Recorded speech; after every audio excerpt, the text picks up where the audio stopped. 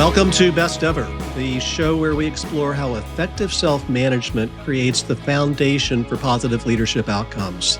I'm Scott Eblin, and in every episode, I sit down with notable leaders to uncover the routines, mindset shifts, and strategies that have helped them lead at the highest level, and the difference that's made for their organizations, families, and communities.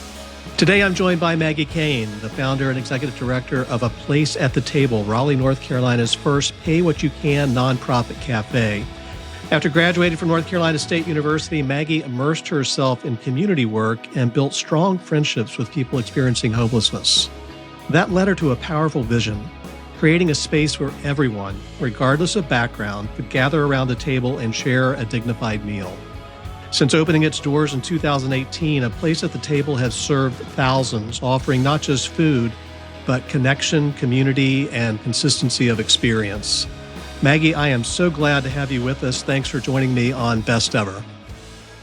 Thanks for having me. You're awesome. Absolutely. Oh, well, am I? Well, thanks. I already know. Oh, okay. I love that energy. Thank you. So here's the scenario, and this is actually a true story. I walk into your restaurant yesterday for lunch in a lovely part of Raleigh, downtown Raleigh, and I want you to answer the question about my experience there because I know you're going to know the answer. What's the first thing that happens when I walk through the front door of A Place at the Table? Yes. Someone greeted you and welcomed you and said, we're so glad to see you. And they may have hugged you, but maybe not. I didn't get a hug. So next time maybe. That's right. We always, I always tell folks, if you're not a hugger, beware.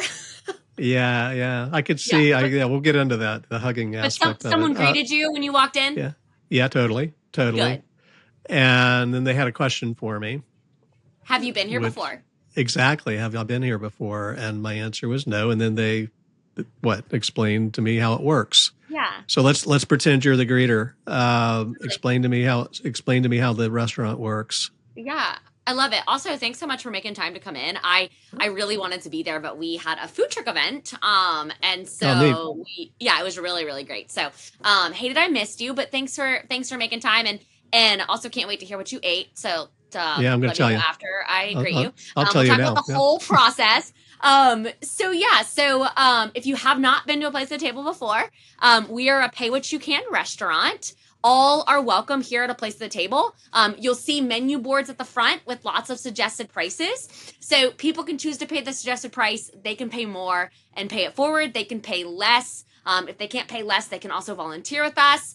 We also feed families for free once a week that want to come in and eat a meal with their family in dignity. Our mission is community and good food for all, regardless of means. And so we always say that we're building community and using good food as a tool towards building that community. And so, yes, we're fighting food insecurity and feeding a lot of people, but we're really fighting community and security. So they probably did not say that at the door, but no, I think that's on our script. So we want to give all the information possible if folks want to share that information.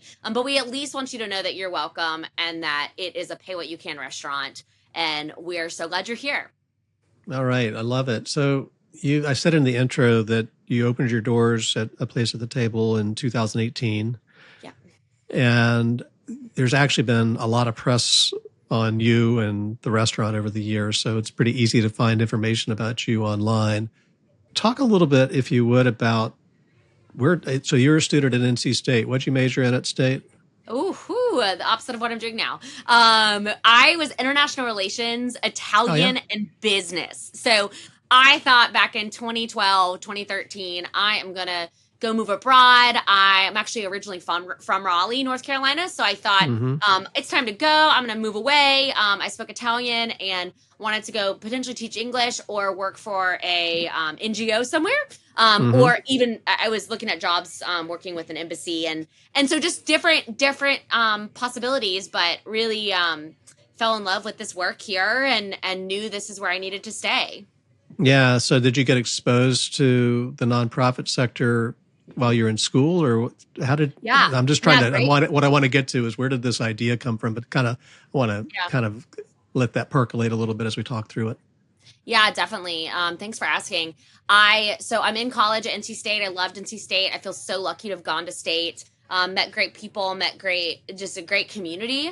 And while I was at State, I was a part of a campus ministry and a part of a service fraternity. So I got to see a lot of different things that were happening in this community. I got to volunteer at places. I got to hear speakers come at events that we had. And so I heard a speaker come and talk about a day shelter that he was opening. And a day shelter, for all who do not know, is a shelter that folks experiencing homelessness or extreme poverty can go and be in the day. There's not a lot of places for people in the day. There's night shelters where people can sleep. Not enough, but there are night shelters where people can sleep. But in the day, to get out of the heat, I mean, today it's 80 degrees already and it's not even 11 o'clock. So to go get some water, get out of the heat, do laundry. This was a day shelter for folks. And so I immediately just felt like I wanted to get involved and hear more. So I started volunteering at this day shelter. And started to get to know so many folks who were coming in every day. They became my friends. I got to know their stories. They got to know mine. When I graduated college and I was looking at all these job options, the day of graduation, about 10 folks from that day shelter that I had met over the past year while volunteering came to my college graduation. They came, they cheered me on, they celebrated me, they said, we're so excited for you, Maggie, and all that's to come. And I think really in that moment, I think life gives us moments that can turn us for a loop and like get us thinking about a lot of other things. And in that moment, I thought, like, this is the work I want to do right now. So I built my own job at this organization. They really couldn't afford any help, but I was like, yeah, I'll work other jobs and I'll work here. I just want to be here. I want to be at this space. And so this is the day shelter. The day shelter, working. exactly. And so worked there for about 4 years, and 2 years in, I was very fortunate to spend a lot of time with folks experiencing homelessness and extreme poverty with them every day. But for me, getting to know people is done through food. It's done through drinks. It's done through coffee. That's the tool that I really believe we all have in common. We all have to eat. We all love to eat. It's a way that builds relationships and community. So I would go and eat with folks who were experiencing, homelessness or extreme poverty and that were coming into the shelter. And so eating with them meant we ate at the soup kitchen a lot. And so in Raleigh, we have a fantastic soup kitchen. It feeds 300 people every Monday through Friday. And so we would go to the soup kitchen, but frankly, I found that the soup kitchen, while it's amazing, it feeds a lot of people, they're feeding so many people. You don't have a lot of time to spend with people. So you'd get in, you'd have to eat quickly so someone else can come in and eat. So I started taking folks out for meals, whether it was their birthday, anniversary, something. Started taking folks out for meals and found that we ended up at buffet restaurants. So we ended up at Golden Corral. We ended up at W Cafeteria, if anyone's OG Raleigh, Durham area. And while those restaurants are fantastic, my privilege from childhood, where I had all the food I ever needed, was that folks are hungry. So they want to go to a buffet restaurant because they want to eat a lot of food. They're really hungry. They slept outside the night before. They slept in a shelter and didn't have access to multiple meals. And my friend John changed my life forever, where we were sitting at Golden Corral and he told me, I said, John, is that why we come, or are you hungry? And he had only been on the streets for 3 months. And he said, no, Maggie, I have picked this place now because of 2 reasons. First, I have choice. He said, people make every choice for me, from what I eat to where I sleep. Here, I get to choose what I want to eat. And the second reason is because I'm seen here. He said, people treat me as invisible all the time. I am ignored these past 3 months. And he said, here, someone greets me, they acknowledge me, they come around and see if I need a refill. They see me as a human. And so that was the moment where I said, okay, we need to create a place where people have choice, people feel seen. And really that means that the whole community comes together around this idea. Wow. That's amazing. What just a pivotal moment in your life with truly. Oh my gosh. The so meal grateful. with John at Golden Corral. Yeah. Because I think, it's interesting. We all do this. You made some assumptions about why you'd want to eat there. Right. But yeah. And maybe you're in the ballpark, but the real reasons were not what you thought. Right. No. It's because I want to feel seen. I want choice. And so I don't know you other than the last 10 minutes that we've been Yeah. talking. As far as I know, though, you don't have any background in the restaurant industry. The restaurant industry is a notably Woo. difficult industry to succeed in. Yeah. And so you're a few years out of NC State at this Yeah. point with the Meal with John. You're working at the soup kitchen or the Yeah. day center, Yeah. and you decide you're going to open a restaurant. How do you, so what's the next step? How do It was you easy. do that We did at that it. We point did in it your life? overnight. Yeah. People, it's so funny because, thank you for acknowledging that. I have so much respect for restaurant owners. It is the hardest industry, and then nonprofit world is hard in the hardest industry too. So you put the two together, whew. Yeah, for real. But For real. I always tell people that like I had a good friend that said to me, well, and they owned a restaurant. They said restaurants are nonprofits anyway, right? So you don't get into the restaurant industry to make a lot of money.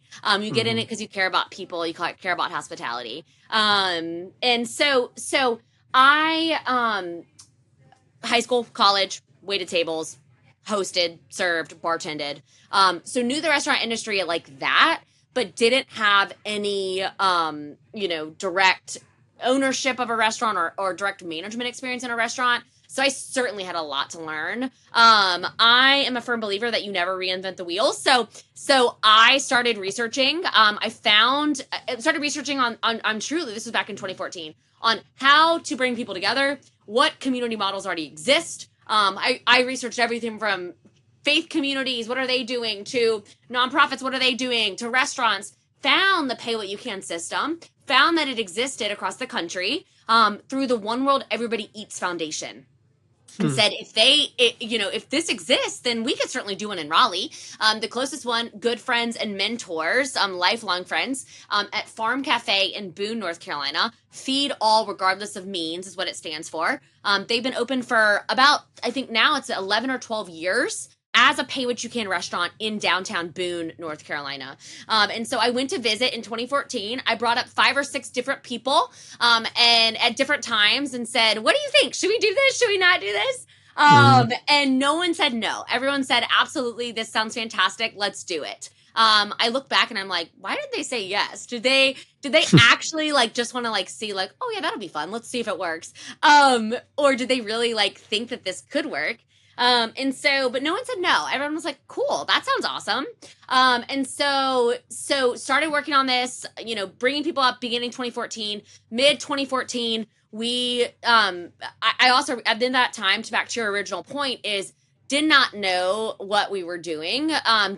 Certainly didn't know how to open a restaurant, did not know how to start a nonprofit, did not know, I didn't know how to read a P&L. So if I'm going to start something, I got to know how to do that. So I'm this, the second thing is I'm a firm believer in you hire people that are better than you and you bring the community along. So we didn't have any money to hire people, but we found people in this community, in this Raleigh community, that had those expertise that I did not have. So we found an accountant who could help us build our original budget. We found a restaurateur that had opened many restaurants before. We found a lawyer who could read legal documents and help us apply for nonprofit status. We found volunteers who just wanted to be boots on the ground, help in this community. We found people that had connections in Raleigh that could connect us to other people. And so we just started making connections with different people. We started meeting this group of all these different folks with expertise. We met weekly. We turned into the board of directors. We applied for nonprofit status. At this time, we had no employees at table. It was all volunteers. So I actually ended up this restaurateur who was helping us on the board. I tagged along in the restaurant he was opening. So I was able to learn some of those things and started working there on their team. I had a bartending job as well. So working there, and then I could, pay bills, but also learn some things. And so then we just slowly but surely started learning, building, telling the community about what we were doing. And so about a year after that, we realized, okay, this is not as easy as we thought it was going to be. And so at that time we got on social media. We told the story even more. We then realized okay, we can have some information sessions. So we can tell folks about what we're doing, get more people to come and support us. And then we realized, okay, why don't we start popping our concept up? why don't we pop the concept up and tell folks, like, come experience the pay what you can model, and let's really see if this community wants it. We had a community advisory board at the time. This advisory board consisted of people who were experiencing poverty or had lived experiences and who worked with people experiencing poverty. So we went to a different nonprofit every month in the Triangle region, in the Raleigh region, and told folks about what we were doing. And then we were also on social media. We were also popping up information sessions. So then we invited all of those folks we were meeting to these pop-up pay what you can restaurant days. So every month, every second Saturday, we did a pay what you can second Saturday brunch. And so the first one had 5 people. A year later, this was in 2017, in February, we had 400 people. So at that point, we were like, okay, people really want this. They believe in this. People clearly see value in this. And so at that time, we're now starting to get to know a lot of folks in this community. We are working with a real estate agent to hopefully find us a location. And fast forward 6 months, we found a location. And then we called on all those folks that had supported us since the beginning. And we opened our doors in January of 2018. It's amazing. And so like I said a little while ago, it's in this really lovely part of downtown Raleigh, really just around the corner from a tree-lined park. And, you know, it's a beautiful neighborhood. Is that the same location you opened in back in 2018? Yeah, great question. Yes. We started, though, with I'll back up to say, we knew we had to be in a space that welcomed everyone. So we needed to be in a space where people lived, worked, played downtown, or like played in that area. And people sought social services and stayed in shelters and had affordable housing, and that we were right off a bus line and a train line. Yeah. So we knew we needed to be in the space that had lots of communities all coming together. So we knew that downtown Raleigh for us was it. So we found York Properties, fantastic real estate agent here in the Triangle, who finally found us this space in downtown Raleigh. And we started as 1,600 square feet. We were small. We didn't have, when you saw yesterday, we did not have a commercial kitchen.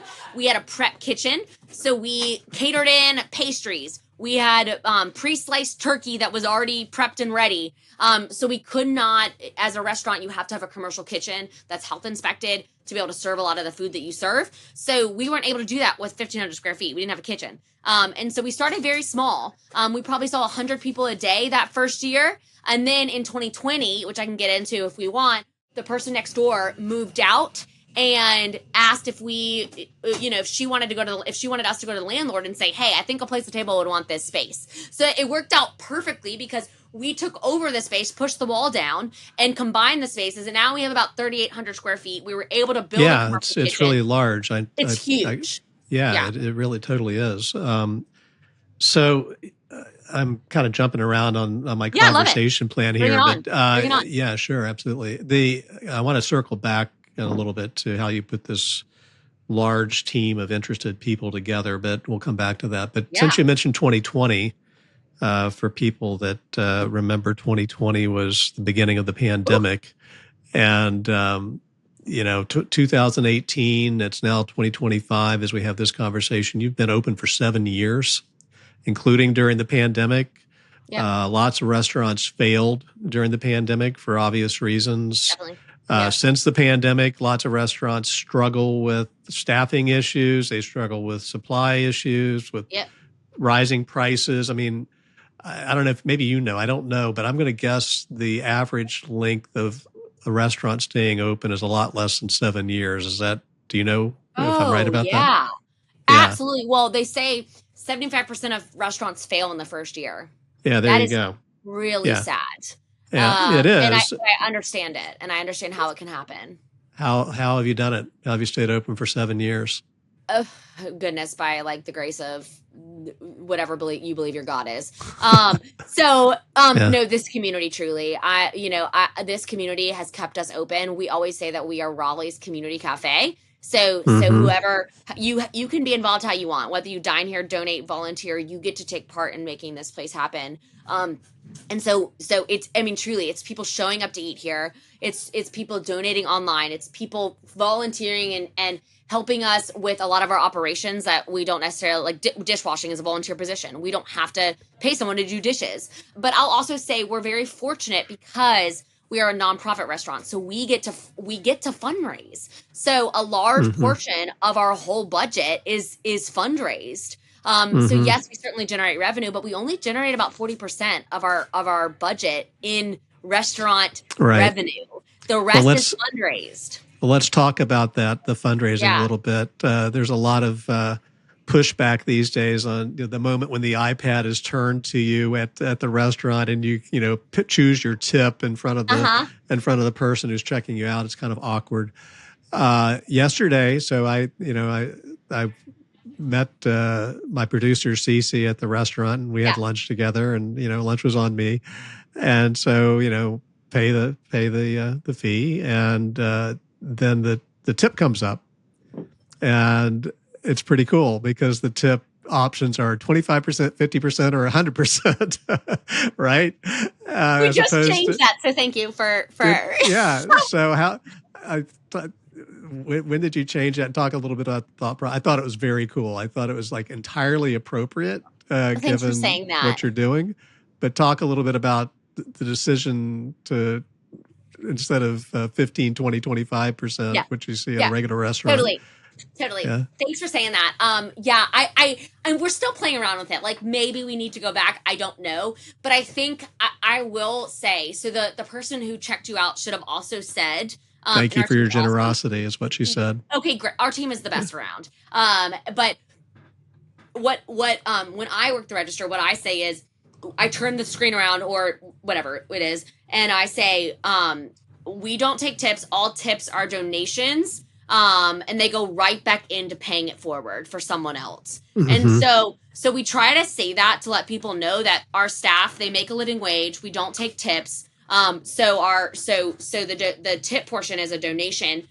We changed it because because there isn't any pressure. Like we want you to, and I also always add in, there's no pressure here. We want to add in that like there really isn't pressure. You don't have to, but it is an extra donation if you want to support the restaurant. We also changed it and we increased our prices too, because it is just getting harder and harder to generate revenue.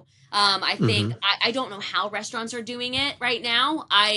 If we didn't have fundraising, we would not, there's no way we would support what we're doing. So we changed it so that in hopes that like, hey, this is a way people can also get involved and can also take part. You're going to tip anyway, anywhere you go. So here you may as well tip, but it makes you feel good while doing it because it's a donation to what we're doing at table. And so I'm glad you brought this up because I forgot that we changed that a month ago. So I have been noticing that our tip line is like bigger than it used to be. So I like totally forgot that until just now. So I'm glad to hear that you didn't feel like, oh my gosh, I've got to give 100% and I feel this pressure. No, I love it that you make the ask. I mean, that's, I think, like I said, I thought it was entirely appropriate given, well, I always say that, but the business model. I don't know if that's the right term for this or not, but it's a business model, right? So you mentioned your volunteers. One of the things I wanted to talk about, if you look to your right, when you walk in the front door, there's a volunteer check-in station. Yeah. And you've got how many volunteers work in the restaurant on an average day? We have anywhere from 50 to 150 volunteers a day. A day. So it's a huge gap there, but it really just depends. We have 3 ways to volunteer, and no way is better than the other, and everyone's doing the same thing. But you can show up and volunteer at any hour in the day, and volunteer for an hour. And then you can get a meal, or you don't have to, but you're able to get a meal, of course. Mm-hmm. You can sign up online. We have 3-hour shifts online. So if you want to sign up ahead of time, if you're a planner and like to sign up, you can sign up online. You can also get offered to get a meal if you'd like. And then 3, you can have a weekly shift with us. So we have about 100 people that have a weekly shift with us. And that is just scheduled people that know what they're doing. So they can help train, they can help. They know exactly what to do in the dish room, so we don't have to train them. So they also get the option of a meal as well. So everyone, it's just 3 different ways to volunteer, but anywhere from 50 to 150 a day. We have 50 to 125 people who are volunteering for their meal every day. So a lot of folks that just come in an hour, they come in at any hour in the day and volunteer, and then they immediately get a meal before or after. Yeah.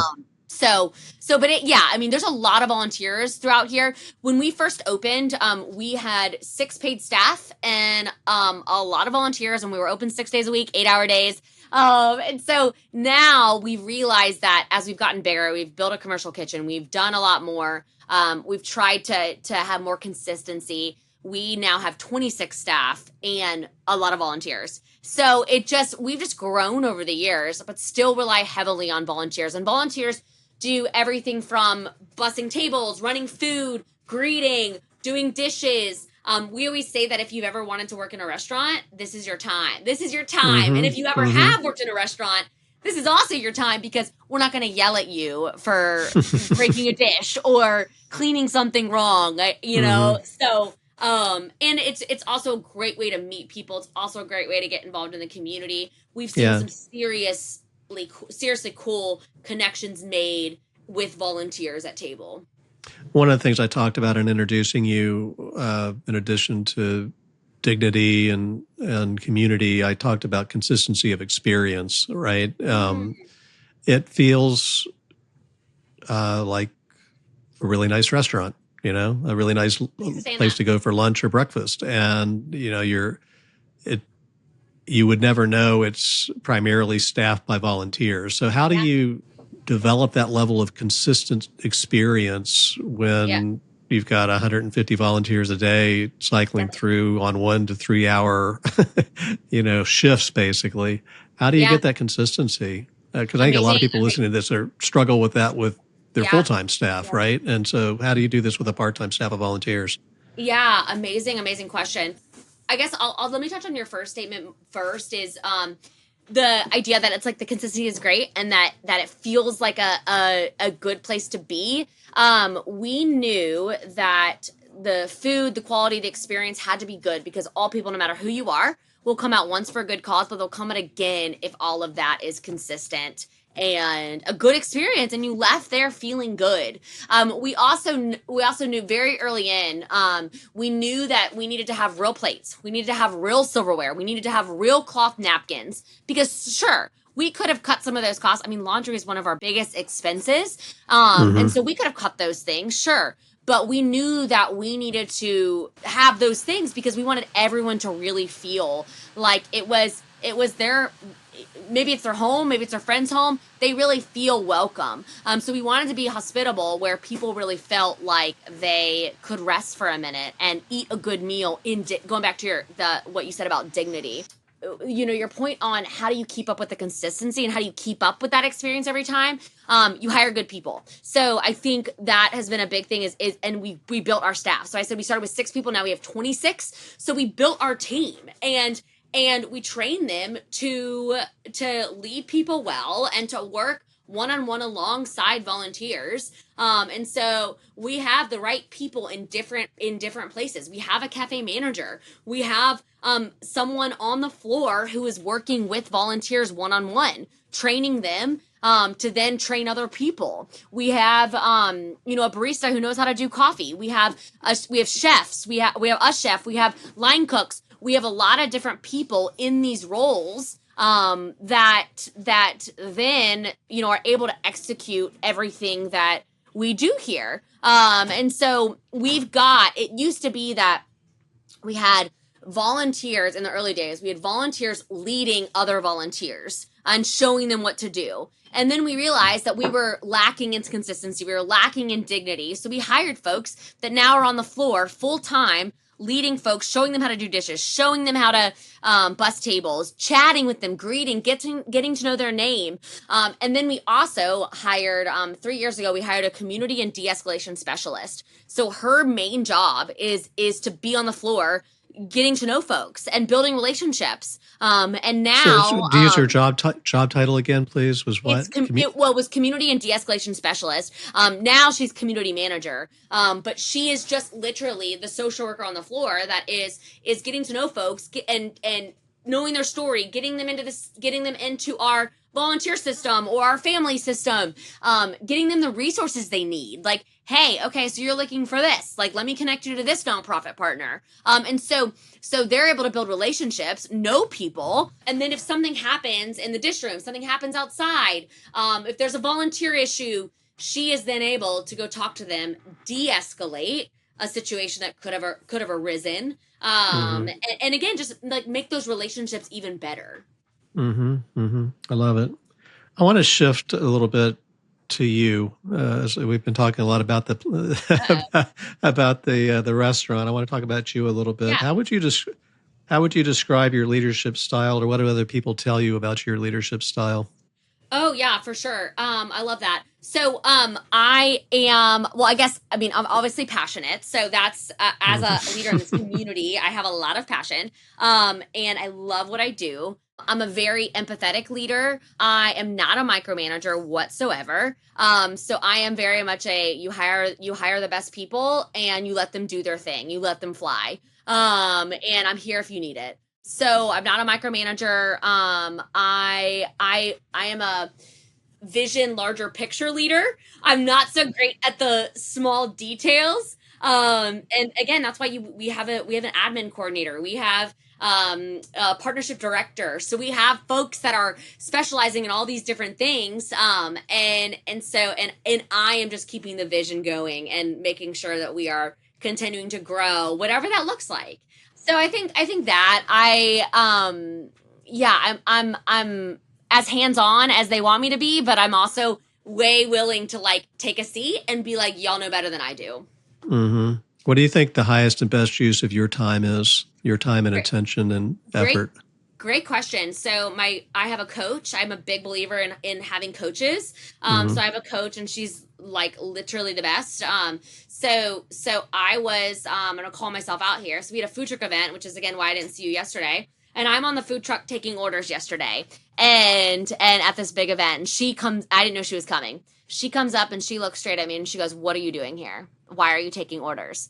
And so like best use of my time is not to take orders on our food truck. While I love it and I think it's fantastic, and of course I'm always willing to jump in when needed, but we have fantastic people. They don't need me doing it. And turns out I actually like messed up some orders, and we had like 5 extra sandwiches at the end of the day because I had put them in wrong. So she's so right in that. So best use of my time is out there, both keeping the vision and mission going, but out there speaking about the mission and vision, telling the story, bringing new people into the restaurant, being the advocate in the community, for our community. And so best use of my time is absolutely doing that. And of course that comes with fundraising, that comes with board development, that comes with all of those not as fun things like working on a food truck. Yeah, I'm just kidding. It's all fun.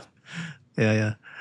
So you talked about the leadership aspect is passionate and empathetic and vision.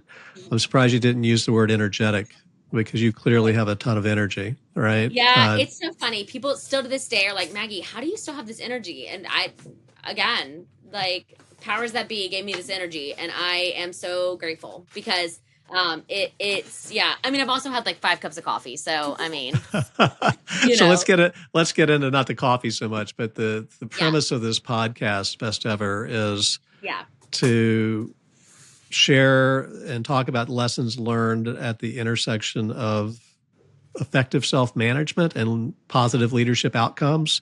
Yeah. There is no doubt whatsoever you've generated a lot of positive leadership outcomes. Thanks. I'd love to hear you've been at this, depending how you do the math, since 2016 or so, right? I mean, you had a couple of years worth of, experimentation until you got to 2018 and opened the restaurant. So almost 10 years you've been doing this. I like to think about routines in terms of physical, mental, relational, and spiritual. Totally. Are there any key routines in those domains that you find are really vital for you and just bringing it the way you bring it? Yeah. Absolutely. Absolutely. 100%. I mean, I think first, sleep, so important. I sleep. I'm in bed by 9:00 most nights, unless I have a concert tonight. I'm already dreading it because I'm like, ooh, I'll be out late tonight. A big believer in sleep. I think sleep is magic, and is a great reset. I wake up early, and I always start my day with some sort of devotion. I'm a person of faith, so it helps me in my life, for that, especially, what you just touched on is spiritual side. And so that really starts my day. I am also I'm big into physical health too. So, I'm a big runner. I'm a big, weightlifter. So I always prioritize that as well before my day even starts. And also, if I don't do it in the morning, then I'm not doing it at all. Right. I also it's not necessarily like setting an intention, but I am a big believer in state that it's going to be a good day and like see how it plays out. So I try to state that like, hey, today's going to be a great day, Maggie. Let's go. Let's get this. And then expect that like things are going to happen. So I tend to not, stress over what is going to come in the day. I'm a big believer in therapy and anxiety medicine. So, anxiety medicine, Lexapro, changed my life 2 years ago, and I will forever be grateful for that. And then I travel. I love to travel. I have good friends. I love to travel. I love to be outside. Our team added a sabbatical policy a couple years ago. I'm a big believer as well in taking breaks and like long consecutive breaks. So every year I try to do a 2-week break where I'm totally disconnected from table and That's reset. Awesome. So and I think you've got to go longer than a couple days, because I do think that like you take 2 or 3 days off and it's just you're still stuck in the stress and anxiety of the work that you're in. So sabbatical policy, I hiked, this was 2 years ago. I went 6 weeks and I hiked the Camino in Spain and totally disconnected. So I'll continue to do things like that, but I do think like that next, as a day-to-day stuff, yes, but then really taking that bigger break if you're able to. Some people aren't, so I recognize the privilege in that. But the bigger break and having it reset all of it. Talk about the Camino experience for folks that don't know what that is. Oh my gosh, have you done it, Scott? I'm familiar with it. No, I was just in Spain and heard a lot of people talking about it. Oh, you were? Oh my gosh, where were you in Spain? A lot of Spain. Oh, all over. Okay, cool. Sevilla, Madrid, Nice. Barcelona, Bilbao. Yeah, just all over. Yeah. I love Spain. Something else I'm doing for myself right now, I believe in having, like, people should have a hobby that takes them outside of what they're doing. Before we go to the hobby, talk about that 6 week experience. Yeah.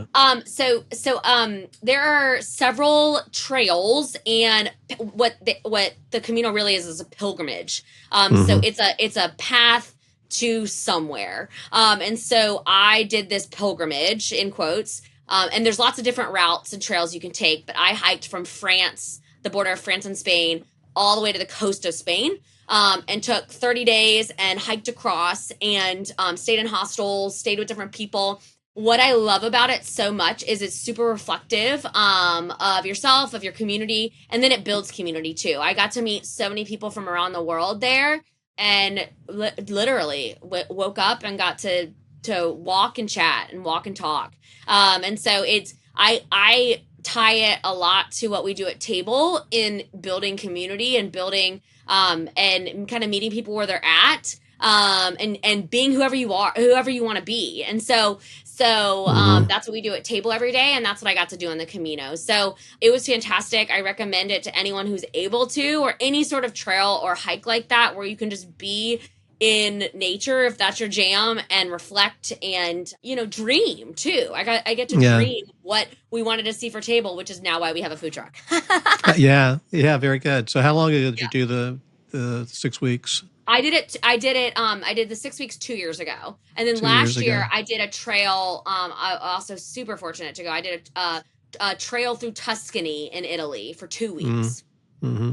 Yeah. The 2 years later, after the 6 weeks, what Yeah. impact has that still had on you 2 weeks later, or 2 years later? Oh my gosh. Well, the initial impact is I had two friends who met on the Camino when I was there, and they are getting married this week. So there's that. So I didn't meet my partner on the Camino, but she did. And so that impact for sure. Just the power of that, right? Of connections and hospitality and community. But mindfulness for sure. And again, like setting, it goes back to that spiritual side for me. And also just life is like, it is okay to slow down. I always say here at table, we talk a lot about it, and we're like, look, we are doing something so cool and so powerful, but we're also not, none of it is emergent. Like we're not like solving cancer overnight here. There are people that are doing that, and yes, they got to work around the clock, but we're not. And so I think like not, not feeling like we have to everyday rush to, and in the grind culture, right? Of like getting it all done and doing it all and being the best at everything. It's okay to take your time and to be reflective and put yourself first. Yeah. I like to talk with you mentioned your coach. It's great that you have a coach. That's what I do for a living as well, is executive coaching. Yeah. And I like to talk with my clients about looking for things or routines that are relatively easy to do and likely to make a difference. And Love it. so That's like great. a 6-week Camino definitely makes a difference, not necessarily easy to do. I mean, so that's kind of out there on one end of the spectrum. On the other end of the spectrum is a daily devotion or your mindset of this is going to be a great day, right? Yeah. And so that's relatively easy to do, and not completely easy, but relatively easy to do, and definitely for you for sure. So talk a little bit about your daily routine on devotion and how you get yourself. How did you get the groove going on? This is going to be a great day. So those are the two things I'd love to hear a little bit about, just on your daily routines of the devotion and the great day routine. I love that.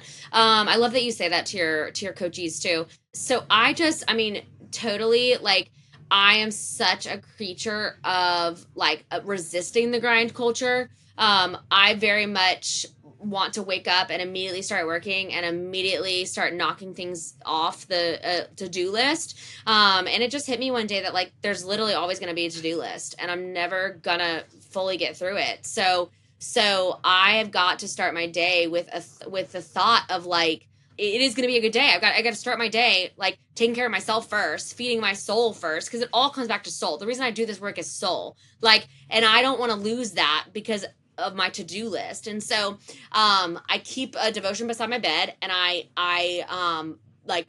would say I just wake up and start doing it. I go get coffee. But I go get coffee first downstairs. It's preset. It's ready to go.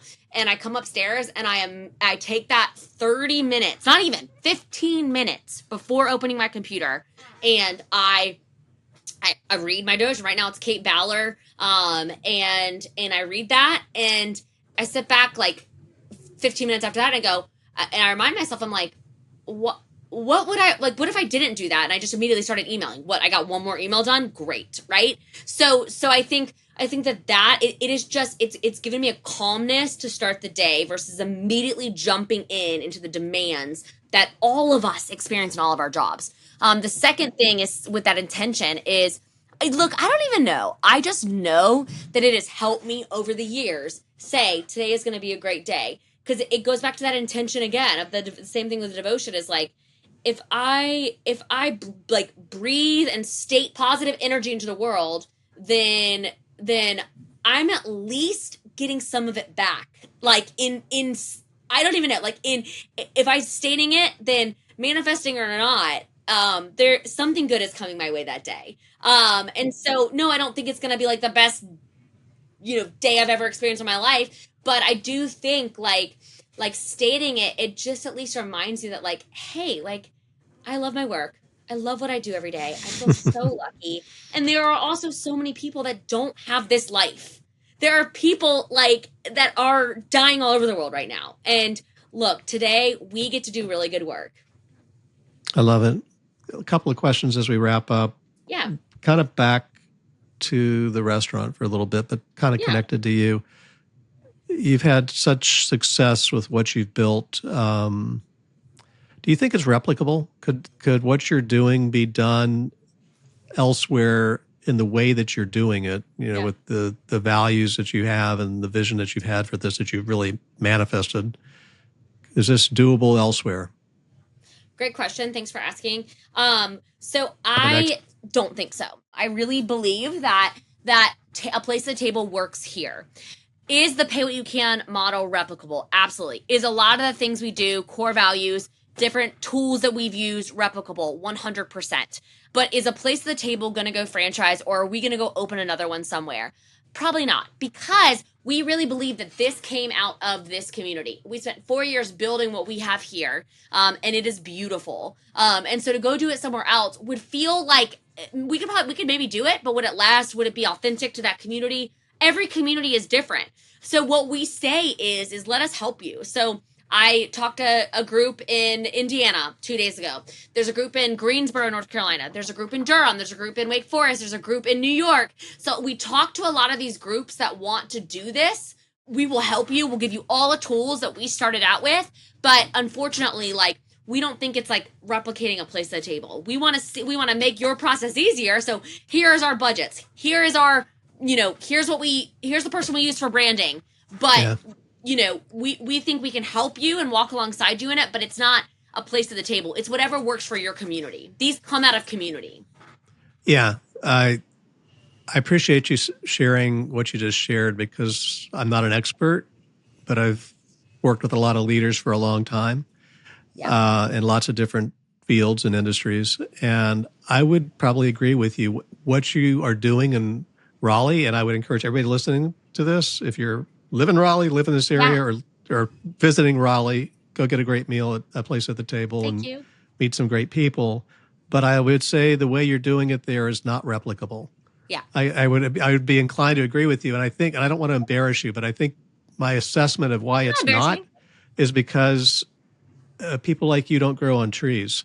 You're embarrassing me. And so when you talk, well, I know it could have, but I think you are probably the secret sauce in this, because I'm so struck by the story you told, when I asked you at the outset of our conversation about, tell me how this started. You're at NC State, you have not in the restaurant industry and blah, blah, blah. And what you talked about for probably 10 minutes was all the people you engaged in this. And, you went out and found an expert on accounting. You went out and found an expert on this, on that, on the other thing, this other restaurateur, blah, blah, blah. I'm going to ask you to just kind of self-observe for a minute. What do you think you did back then that you still do today, obviously, that enrolls people in a vision like that? What are you doing that maybe is unique that others need to think about? That also have a vision, but haven't executed the vision to the degree that you've executed yours. Yeah, that's so good. Thank you for that question. I've never gotten that question. And I love it. I think that I always tell younger, or any leader, not even younger leaders, any leader, is ask for help. Don't be afraid to ask for help. If they say no, ask again later. And keep asking. What do you have to lose? I think it's also knowing that you are not we don't have to be good at everything. It is okay to ask for help. It's okay to really hone in on what you're good at, and then let other people come in and hone in on what they're good at, and allow them to do it. And so I think entrepreneurs specifically, not calling entrepreneurs out or anything, but I think a lot of us, I think it's human nature to want to be good at everything, to want to do it all. God did not design us to be able to do it all. That's why there's so many different types of humans in this world. And so I think that, we have to be okay with knowing where our strengths are, letting other people help us and pull their strengths in, not being afraid to ask those people for help. letting them like walk in this journey with you. I think the other thing that I have really realized over the years is that I'm a big community advocate. Like, I'm a community fan. Community is my number one word. I speak about it all the time. Community, community, community. Life is better in community. I think we have to do things alone. We don't. So life is better in community. It's way more fun in community. And so what makes a community? Lots of different people. So I think like really pulling the community in and realizing, finding where people's strengths are, and where they can take part, and asking them to take part in it, has been something that has really made the place at the table process come to life and work every single day. And letting people do it, and getting yourself out of the way, knowing when to get yourself out of the way. I really believe, like, and I've always said this, that like, I am not good at a lot, but I am good at loving people. And I feel like that was a gift that I was given when I was born, is like, I just want to love people and make them feel valued and make them feel heard and make them feel like they have a place, because they do. Everyone has a place, and everyone should feel heard and seen and loved and cared for. And so I think that if I can do that, help people figure out where their strengths are, and then get out of the way, then it's probably the most beautiful thing we can do in this world. Okay. I thought I was done asking questions, but I've got at least two more. And the first, love it. Bring it on. The first one is a follow-up to what you just said. I'm good at loving people. And you said a little bit about what it means to love people. Unpack that a little bit more. Yeah. What are the 4 or 5 things that look like being good at loving people? Yeah, as I said earlier, like the empathy piece is just like walking with people, walking alongside them. I think,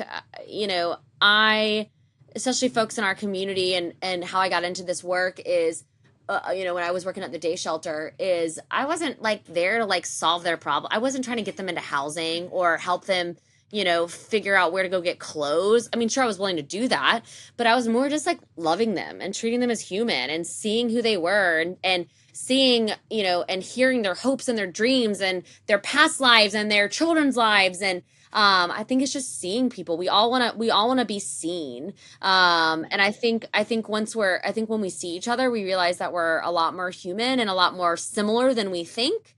I think, society, we all know this, society tells us that there's like a us versus them mentality. And like, what if we just all saw each other as humans that are all just trying to do the next right thing and make it in this really scary, weird world.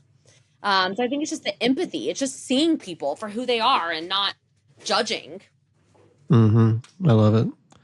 So last question I always ask everybody who comes on the show, just because I like to hear what people answer to this. What's in your ears lately? What are you listening to or paying attention to that is influencing you, and whatever way it's influencing you? Ooh, that's a great question. What's in my ear? So I just listened on the way over to work this morning. I listened to I always listen to the Daily in the morning. So, the Dailies. Do you listen to the Daily? I did. I listened to it a little while ago. Yeah. It's Gavin Newsom's. Mm-hmm.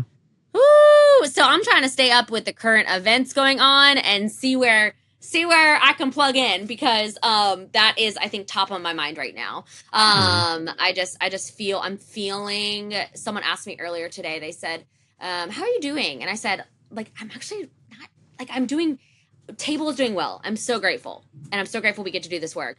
The world, I'm very scared about. And it is weighing, I think, on all of us. And so I'm trying to stay right now, what am I listening to? I'm trying to stay in tune with everything that's going on in the world. So I do the Daily every day. I do Up First. I do, a couple different other ones, but I'm trying to stay in tune. How do you know how to calibrate that? When does enough become too much? Yeah. Often. I don't. I keep going. I keep looking. I keep. So no, I'm not good at that. I can't even give you a leadership answer in that. I don't. I mean, I think when I am, I think a bedtime of 9 p.m. helps, because if not, I would keep going all night long and in the loop.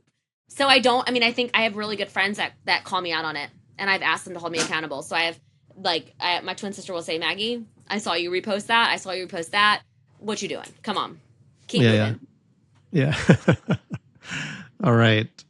I will say this, Maggie, that Cece, my producer, who you know, Yeah, I love always CC. creates a really great show flow for me. And I've used the show flow less on this conversation probably than any other because Great. you've just led me all over the place, which I really appreciate. And, I'm a little bit of a mess. So, and Nicole's our cafe manager's in the office right now, and I'm sure. Am I a mess, Nicole? Yeah.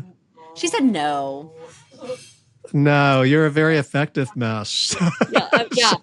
Well, Nicole said multifaceted, so sure, I'll take that. Yeah. Take that. We're what is, I can't think of the phrase right now. We're all made up of lots of different great qualities. Absolutely, 100%. But that's why we all have. You contain multitudes. That's what I was trying to come up with. Oh, I don't know about that. Again, I'll go back to the first thing I said. You hire good people like Nicole, who's sitting in this office, to make sure that everything's taken care of and amazing. So, awesome. Thank you. This has been awesome, an amazing Scott. conversation. Thank you so much. I hope that you'll come again so I can actually meet you. You didn't answer. Absolutely will. I'll end the question for you. What did you eat? Yeah. I had a really great bowl of white bean chicken chili. It was amazing. Oh my God. Oh, I love that. And I also they served that with a nice, really fresh, beautiful green salad with ranch dressing. Mm-hmm. All right, Maggie Kane, keep on keeping on, my friend. Right back Thank at you so much for this. We got this. We can do it.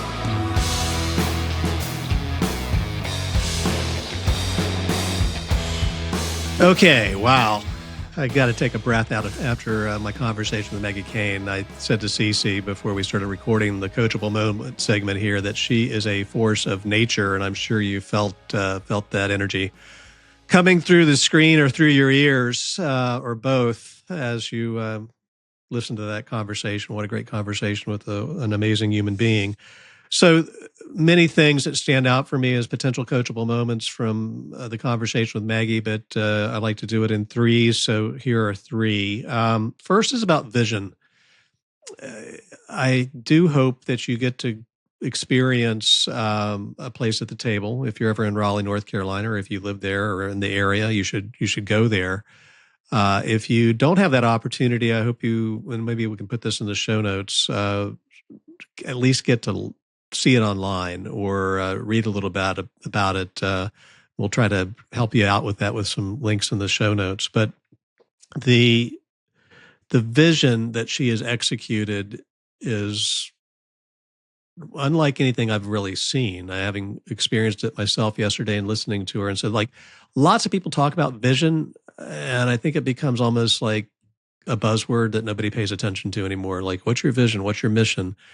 Well, she actually had a vision, and she still has a vision. And so how did she do that? And I think it really starts with her level of engagement and meeting people where they are, being with people and being with people, observing, listening, watching, walking alongside people. And then from all that, you observe a need, right? And her vision is filling or fulfilling an observed need. And so it's very authentic, which enabled her and still enables her to enroll people in that vision because it's an authentic, real need. That's what she has identified. And she did that. It kind of leads to the second coachable moment. As she said, she is really good at loving. And it's funny, I posted on LinkedIn a couple of days ago before I recorded this, a picture. You can look at it on my LinkedIn feed. It's a picture of a bench against a wall. I saw it in Lisbon, Portugal, and I was there on a holiday last month. And spray painted on the wall above the bench is, sit here if you have love to give. Sit here if you have love to give. Well, she has a lot of love to give, right? That bench is for Maggie. And so I asked her to unpack what it means to be loving, to be good at loving. Or I didn't capture everything she said. Empathy, seeing people, talking with them about their hopes and their dreams, their past, treating them as human, right? This show is about the intersection of effective self-management and positive leadership outcomes. I think there's absolutely a role for love in the world for sure, but more specifically in the workplace. It doesn't mean you have to hug people if you're not a hugger. You don't have to hug people. She's a hugger, but you don't have to be a hugger. You just have to be with people and actually give a damn and connect with them and be empathetic and ask them for help, which she talked a lot about. Ask them about their hopes and dreams. Ask them how you can help them. Observe that. Treat them as human beings with dignity. Another big word for Maggie, because she didn't relate that directly to loving, but I think there's a pretty strong connection there. And then finally, you've experienced how much energy Maggie has. I almost asked her, I said, like, when do you flip the off switch? Because I could imagine she's always on, but she did talk a little bit about it. And I asked her to go a little bit deeper. You know, one big off switch was her 6-week trek through Spain on the Camino pilgrimage. And again, like I said in the conversation, that's not exactly easy to do. I don't expect very many people listening to this are going to take 6 weeks to walk through Spain on a pilgrimage kind of retreat.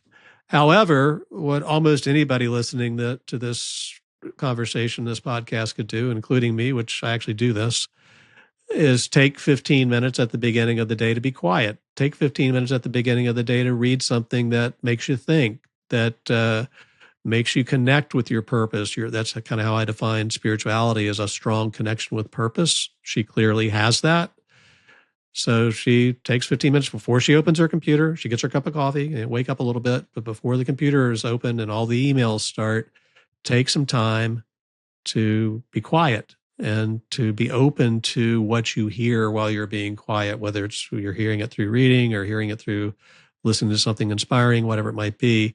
Closely related to that was her visualization routine. She didn't quite call it that, but it kind of is what it is. Today is going to be a great day, you know, and I loved what she said about, if I put positive energy out there, I'm much more likely to get positive energy back.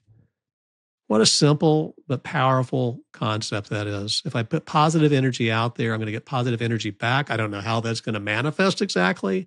I don't know what it's going to lead to, but it's going to lead to something good. And she talked about being a person of faith. That is one definition of faith, is believing that if you do good things are going to happen. If you put positive energy out there, positive things are going to happen. And I think her lived experience, the success that she's had, the impact that she's had with her staff, with her volunteers, with her board, with her donors, everybody else involved in a place at the table, certainly illustrates her desire that, or her belief that it's going to be a good day and make every day a great one. So lots there to chew on. I encourage you to go back and listen to it again and take your own notes on Coachable Moments from Maggie Kane, the founder and executive director of A Place at the Table in Raleigh, North Carolina. Thanks for listening to this episode. We'll see you on the next one. If you found today's conversation valuable, be sure to follow Best Ever on your favorite podcast platform and leave us a review and a comment on this episode. I want to know what's landing with you, and your engagement really helps others discover the show. And if you're looking for more on how self-management fuels lasting leadership impact, connect with me through evelyngroup.com. I've learned it takes a village to make a podcast. Thanks to executive producer Cece Huffman and editor Mark Meyer, both of Wavestream Media. And thanks to my other team members, Lindsay Russell, Mary Moats, Sophia Shum, and Diane Eblin. Best Ever is a production of the Eblin Group. Thanks for listening to Best Ever, and until next time, keep taking those small steps that lead to your best ever outcomes.